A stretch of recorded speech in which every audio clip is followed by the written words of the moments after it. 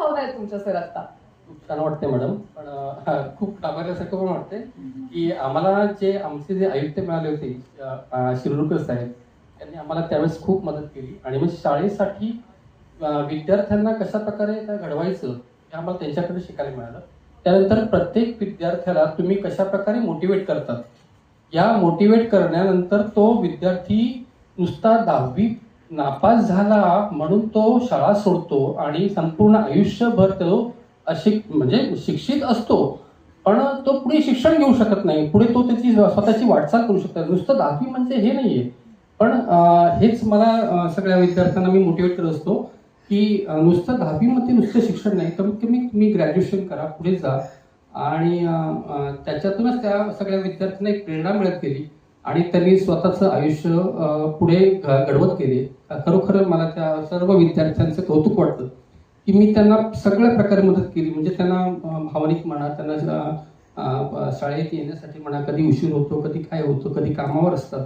तर अशा प्रकारे सगळ्या विद्यार्थ्यांना आम्हाला सांभाळून घ्यावं लागतं. आणि BMCचे खास करून जे विद्यार्थी असतात त्या विद्यार्थ्यांचं तर म्हणजे सांगताच येत नाही की किती कष्ट करून दिवसभर घाम गाळून संध्याकाळी शाळेत येणे आणि बसणे ही खूप मोठं त्यांच्यासाठी असतं. कारण की थकल्यानंतर माणूस बसू शकत नाही 2-3 तास 4 तास. त्याला बसायला सांगितलं तो बसू शकत नाही.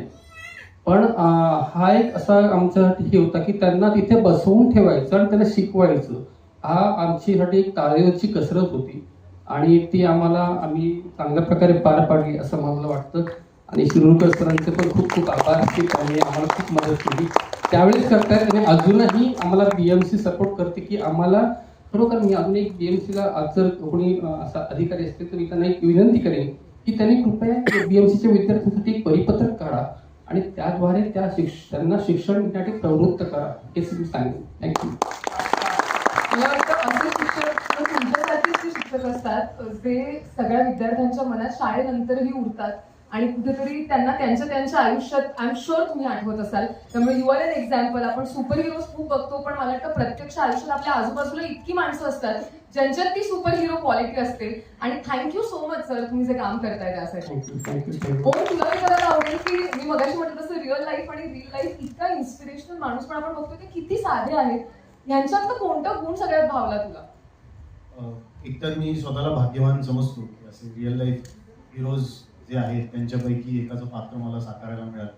अभिनेत्याची फार इच्छा असते की त्याला वेगवेगळ्या रूपांमध्ये येण्याची संधी मिळावी. या निमित्तानं शिवराज आणि आमच्या प्रोड्युसर यांचे मी विशेष आभार मानतो. त्यांनी मला ही संधी दिली. प्रश्न काय विचारू? प्रश्न